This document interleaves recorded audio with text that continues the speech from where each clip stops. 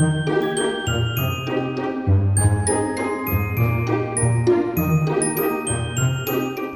all the decorations one of the great joys of Christmas? We like showing off our church and homes at Christmas.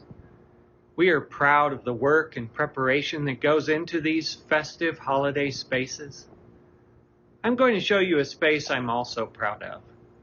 Yes, this is our custodial closet. Why would I be proud of this space?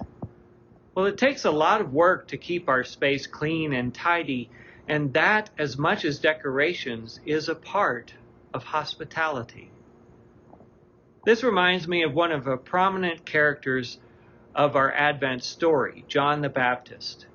John was a prophet of his day, and prophets are often the uncomfortable figures, but important ones, who remind us that if we are to welcome our Savior and his friends, we must clean house.